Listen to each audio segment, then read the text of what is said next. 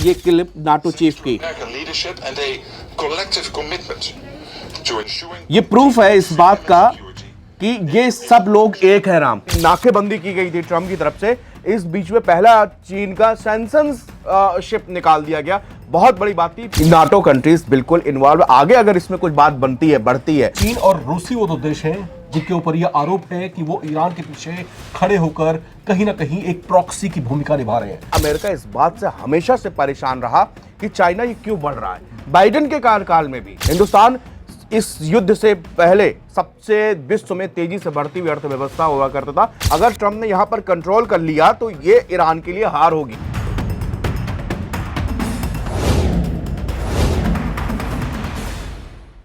दुनिया के सबसे संकटग्रस्त मार्ग स्ट्रेट ऑफ हॉर्मुज से एक और आवाज उठी है।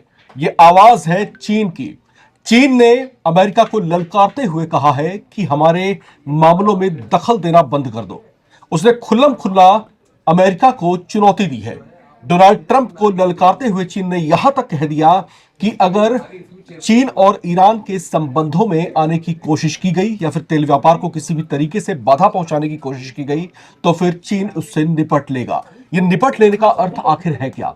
आखिर चीन जो है इस बात पर आमादा है, जबकि इस समय स्थितियां जो दिखाई दे रही हैं वो कहीं ना कहीं इस बात की तरफ इशारा है कि अगर अमेरिका और ईरान के बीच जारी गतिरोध थमता नहीं है, रुकता नहीं है, विवादों का खात्मा नहीं किया जाता तो ये युद्ध बढ़कर के जो है महाविनाशकारी युद्ध भी का रूप भी ले सकता है। मैं यहां पर जिस शब्द का नाम नहीं लेना चाह रहा, वर्ल्ड वॉर 3 का, मैं ये नाम लेने से बार बार बच रहा हूं, लेकिन मुझे मजबूरन ये नाम का जिक्र यहां पर लेना करना पड़ेगा क्योंकि दुनिया भर के तमाम जो बुद्धिजीवी हैं लगातार इसके खतरे की तरफ इशारा कर रहे हैं। उनका साफ तौर से कहना है कि अगर अमेरिका और ईरान के तेवर डाउन नहीं हुए, अगर वे अपनी अपनी बातों पर, अपनी अपनी शर्तों पर इसी तरीके से अड़े रहे तो इस खतरे से भी इनकार नहीं किया जा सकता। इस बीच चीन की भूमिका बेहद अहम हो जाती है, और विनीत इसलिए क्योंकि चीन और रूसी वो दो देश हैं जिनके ऊपर यह आरोप है कि वो ईरान के पीछे खड़े होकर कहीं ना कहीं एक प्रॉक्सी की भूमिका निभा रहे हैं।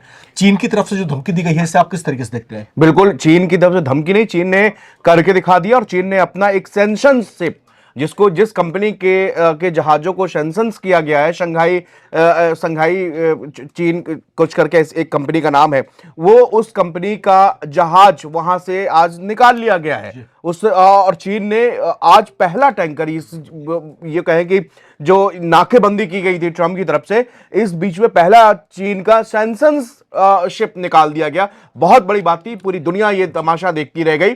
और वहां से बताया गया कि ईरान ने भी अपना एक शिप वहां से निकाला है और अभी कुछ भी वहां पर अमेरिका नहीं कर पाया है। इसे जो है अमेरिका को खुली चुनौती के रूप में देखा? बिल्कुल खुली चुनौती नहीं, ये बता रहे हैं क्योंकि आईआरजीसी लगातार कह रहा है कि हॉर्मुज हमारी कंट्रोल पर है। और आज जो है ईरानी कॉन्सुलेट जो इंडिया में है, उन्होंने एक बहुत बड़ी बात बोली है, उस पर गौर करना चाहिए। उन्होंने कहा कि अभी तो ट्रेलर है, अभी हम आपको पिक्चर दिखाएंगे। दरअसल उन्होंने उन स्पीड बोट्स की तरफ इशारा किया है जो कि पूरी तरह से ड्रोन के तरीके काम कर, ड्रोन हवा में जैसे काम करता है, वो स्पीडी बोट्स जो है वो समंदर में काम करती हैं और वो सक्षम है कि एक बार में इतने ज्यादा झुंड में अटैक करने की कि आप और कि समझ में नहीं आएगा आपको कि किया गया। क्योंकि उस एरिया में आज हॉर्मुज केवल एक व्यापारिक रूट नहीं रह गया, ये आज आन बान शान की एक जंग हो गई है जिस पर ट्रंप कंट्रोल करना चाहते हैं। अगर ट्रंप ने यहां पर कंट्रोल कर लिया तो ये ईरान के लिए हार होगी। और ईरान ने इसीलिए इस पर दुखती रग पे हाथ रखा था कि वो जानता था कि इससे पूरी दुनिया तिलमिला जाएगी, और हुआ भी कुछ ऐसे। लेकिन राम, अब क्या होगा? मतलब ये अमेरिका ने क्या सोचा कि इसको, सबसे बड़ा सवाल है कि हॉर्मुज स्ट्रेट पर कब्जा करने के पीछे पॉलिसी क्या रही होगी। कि जो तो मैंने अभी कई सारे अमेरिकन एक्सपर्ट्स को सुन रहा था, तमाम फॉक्स न्यूज में, वॉल स्ट्रीट जर्नल में, रॉयटर्स, अलग अलग जगहों पर वो लोग लिख रहे हैं।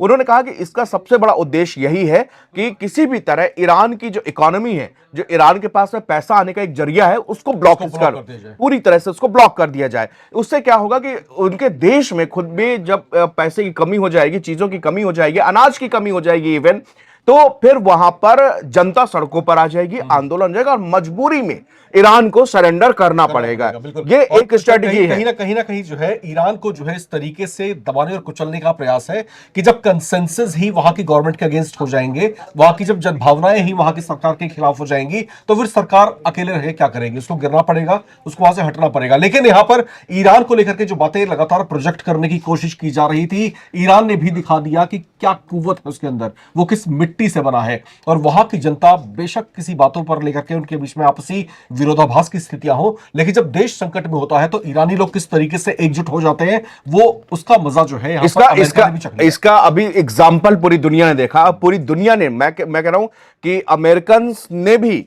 और वो ट्वीट जो है उसको फॉरवर्ड किया और कहा कि देखो अपने देश से प्यार करने का क्या होता है कि जब अब 48 घंटे का टाइम दिया गया था, वो टाइम बिल्कुल नजदीक आ गया था ईरान के ऊपर अटैक करने का, जो यूएस ने बोला था।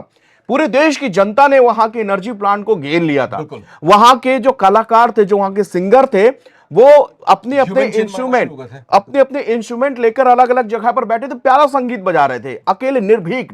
जबकि चारों तरफ मिसाइलें बरस रही हैं, चारों तरफ अमेरिका के फाइटर जेट गड़गड़ाहट है, और इसमें कोई दो राय नहीं कि अमेरिका की ताकत को दुनिया और दूसरी बात जानती यहाँ पर, है। जब यहां पर बात छिड़ी है चीन की विनीत, तो चीन भी कहीं ना कहीं इस ताक में था कि कोई तो ऐसा मौका मिले, कोई तो ऐसा एक जरिया मिल जाए कि उसको जो है अमेरिका को घेरने का अवसर मिल जाए।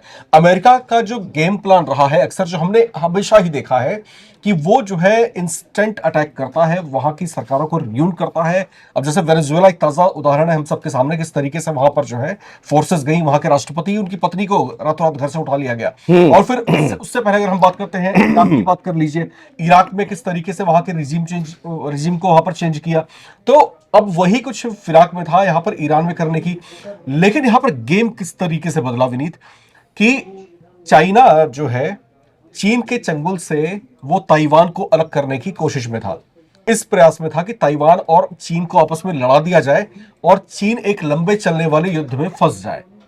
लेकिन यहां पर हुआ नहीं ऐसा। इससे पहले कि ऐसा कुछ होता, ईरान के साथ में अमेरिका युद्ध में इस तरीके से उलझा कि अब उससे बाहर नहीं निकल पा रहा है। अब इस मौके को मुझे ऐसा लगता है कि चाइना भुनाने की कोशिश कर रहा है। आपको क्या लगता है, क्या राम, इसको थोड़ा सा हम अगर ये इस चीन भुनाने में, चीन इस समय सबसे बड़ी शक्ति बनकर उभरा है, न केवल टेक्नोलॉजी के रूप में, इकोनॉमी के रूप में, इंफ्रास्ट्रक्चर के रूप में। और तो ये चाइना का मुकाबला, अमेरिका इस बात से हमेशा से परेशान रहा कि चाइना ये क्यों बढ़ रहा है। बाइडेन के कार्यकाल में भी ऐसे रहा, और इसके अमेरिका की एक ये पॉलिसी का हिस्सा है। और दूसरी चीज मैं जिस चीज को राम यहां पर कहना चाहता हूं, वो ये है कि आज भी इस बात पर चर्चा ये की जा रही कि क्या ये विश्व को मल्टीपोलर होगा, या फिर दो ही लोग, सिंगल एक आदमी इसको इस पूरी दुनिया को चलाने के रूल करेगा। यानी कि आज से 200 साल पहले जो इन लोगों ने जहां जहां पे अपनी कॉलोनी बनाई,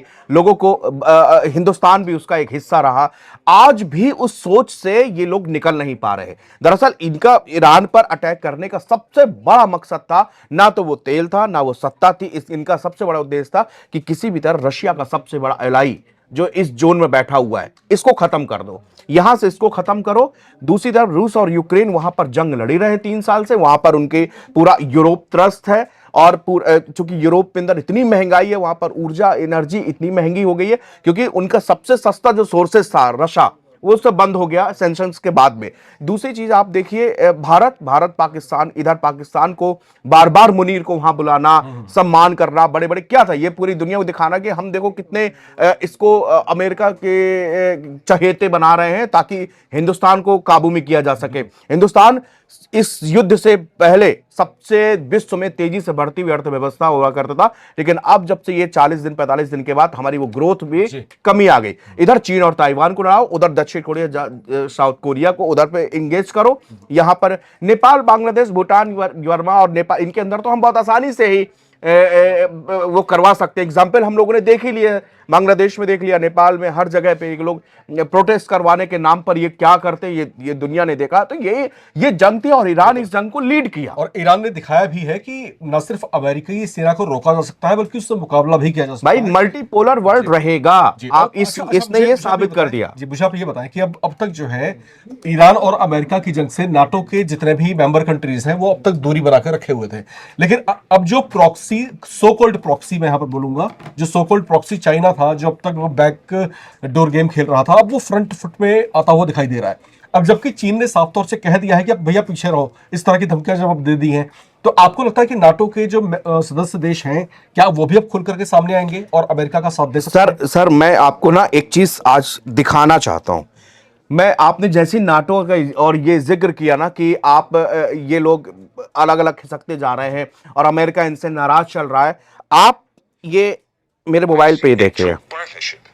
On the transatlantic horizon.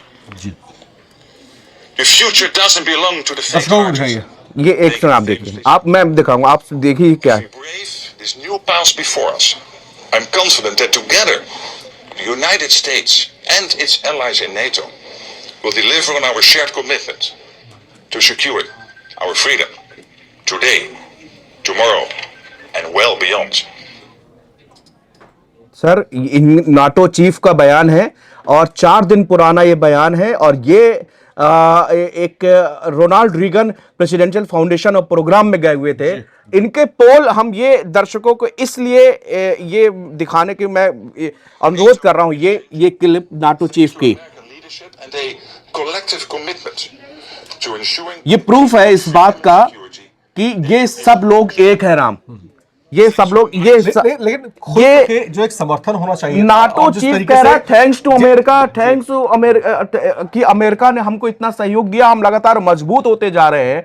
तो ये किसको गुमराह किया जा रहा है कि नहीं, फिर एक तरफ इनका ये स्टेटमेंट आता है, उससे कुछ दिन पहले एक और स्टेटमेंट आता है ट्रंप की तरफ से, जब वो बोलते हैं कि हम याद रखेंगे जब नाटो के सदस्य देशों ने इस संकट की स्थिति में नाटो और ब्रिटेन सिर्फ इस वॉर में जो डायरेक्ट इनडायरेक्टली कूदा हुआ, ब्रिटेन के सारे बेस इस्तेमाल हो रहे हैं यूएस के लिए। ये आपने तब भी देखा था जब ईरान ने अटैक किया था बेस पे, ब्रिटेन का बेस ही था।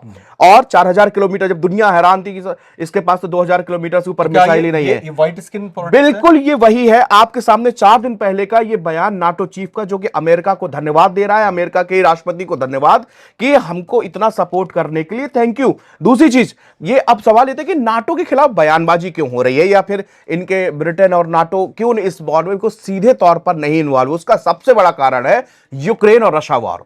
अगर यहां पर ये लोग इन्वॉल्व होते हैं, रशिया ने यूक्रेन पर बहुत बड़ा अटैक वहां पर करा है और वो लगातार वहां पर अपने ऑपरेशंस को लीड कर रहा है बड़ी तेजी। अगर ब्रिटेन और नाटो यहां पर होते, और जेलेंस्की बहुत पहले कह चुके थे कि यहां से मत हटना, यहां से अगर कुछ चीजें डिस्टर्ब हुई तो हालात जो है हमारे काबू पे नहीं रह जाएंगे। ब्रिटेन ने अपना साउथ यूक्रेन में बहुत बड़ा इन्वेस्टमेंट है ब्रिटेन का, आप इसको चाहे तो आप पूरा, ये ओपन चीजें हैं सब, हम आपको दिखा सकते हैं कि वहां पर बार से लगा के पब और बहुत बड़े बड़े मॉल इंफ्रास्ट्रक्चर, मतलब पूरा अब उसकी हिफाजत करना ब्रिटेन कर रहा है। और यही जो है 2014 में जब से यूक्रेन के और इसके बीच में संघर्ष की शुरुआत हुई थी, तो साउथ यूक्रेन यही वो था जिसके लिए ब्रिटेन ने कहा था कि भाई हम जो है इसको पूरी तरह से कंट्रोल करेंगे। तो यही कंट्रोल जो था, अब यूएस और ब्रिटेन चाहते थे कि भाई किसी भी तरह हमारा पूरा आधिपत्य यूक्रेन पर रहना चाहिए ताकि हम उस वहां से पूरी तरह से रशिया को कंट्रोल कर सके। ये नहीं हो पाया, और यही कारण है कि ये नाटो और ये दुनिया को ये दिखा रहा है कि भाई हम इस युद्ध में, आपकी मजबूरी है। ये एक होता है ना कि हम जान के, तो ये मजबूरी है। और इसीलिए मैंने ये नाटो के चीफ की, मुझे जैसे आपने एकदम याद आ गया कि मैंने इसको देखा है। तो ये चीज है राम भाई कि अंदर खाने कुछ और चल रहा है। इस युद्ध में जो है एक्टिव पार्टिसिपेशन की अगर बात हो, या फिर अगर अमेरिका ये एक्सपेक्ट करके भी अब आओ और आपकी आवश्यकता है, तो क्या ऐसी स्थिति बनती आपको दिखाई देगी? क्या नाटो मेंबर कंट्रीज जो है क्या वाकई इसमें अब इन्वॉल्व होंगे? नाटो कंट्रीज बिल्कुल इन्वॉल्व आगे, अगर इसमें कुछ बात बनती है, बढ़ती है। और आप देखिएगा अगर इसको किसी भी तरह अमेरिका इसको अपने चंगुल पर ले पाता है, जिसमें 100 में से 99.99% नहीं होनी, 0.1 हम लेके चलते हैं, लेकिन अगर वो भी 0.1 भी होगी तो आप देखेंगे कि इसमें आपको चारों तरफ नाटो, ब्रिटेन की शांति के नाम पर शांति सेनाएं आपको वहां पर दिखने लगेंगी। और वो शांति सेनाएं क्या करती हैं, क्या नहीं करती हैं, इससे बड़ा एग्जाम्पल यूक्रेन से बड़ा एग्जाम्पल इस समय मैं नहीं दे सकता, क्योंकि उन शांति सेनाओं ने रशिया और यूक्रेन के दोस्ती कराने के बजाय 2022 में जब दोनों के बीच में अच्छा खासा माहौल बन गया था, लेकिन फिर वहां पर बुचा में ऐसा अब रशिया के राष्ट्रपति के ऊपर ये आरोप लगाएगा और पूरी वर्ल्ड मीडिया ने ये छापा था कि यहां पर यूक्रेनियन बच्चों को और पुतिन ने नरसंहार किया, और इसीलिए उसी मामले में 45 लोगों की डेथ के मामले में वॉर क्रिमिनल घोषित किया हुआ है पुतिन को। लेकिन अमेरिका ने 168 बच्चियों की कब्र आज भी ईरान में है और पूरी दुनिया ने देखी। ये कौन से क्रिमिनल है, कौन से दुनिया का कानून इनको कंट्रोल कर रहा है? तो ये है राम समस्या। यहां पर जिस तरह से अब ये गतिरोध लगातार बढ़ता जा रहा है विनीत, और जिस तरीके से चीन ने यहां पर हालांकि इंटरवीन तो किया है, लेकिन इंटरवीन इस बिहाफ पर किया है कि हमारे पर्सनल इंटरेस्ट इससे आहत हो रहे हैं, इसलिए हम इसका विरोध करते हैं ना, इसलिए ये दिखाने की कोशिश की है कि ईरान से दूर रहो। तो अभी भी कहीं ना कहीं प्रॉक्सी के तौर पर तो है। तो अब जैसा कि यहाँ पर नाटो की तरफ से भी कुछ बातें आई हैं सामने, कुछ पॉजिटिव इंपैक्ट्स हैं, और मुझे ऐसा लगता है कि डोनाल्ड ट्रंप की तरफ से जो बातें एडमिट की गई थी, ये उसी का एक काउंटर हो सकता है उनकी तरफ से, जो एक स्पष्टीकरण के तौर से होगा कि भाई हमको अलग मत समझो, हम तो व्हाइट स्किन ब्रदर बस, और हम दूर नहीं है। लेकिन अब जबकि ये गतिरोध और बढ़ रहा है और इस बात की चर्चाएं अब तेज हो गई हैं कि दूसरे दौर की बातचीत जल्दी ही शुरू हो सकती है, तो अगर दूसरे दौर की वार्ता भी विफल हो जाती है विनीत, तो ऐसे में, हालांकि मैं एक हाइपोथेटिकल क्वेश्चन आपसे पूछ रहा हूं, क्या कुछ हो सकता है वो दर्शकों को? बहुत भीषण जंग, इसमें अच्छे से अच्छा इस समय रणनीतिकार यही बात कह रहा है कि परिणाम बहुत गंभीर होंगे।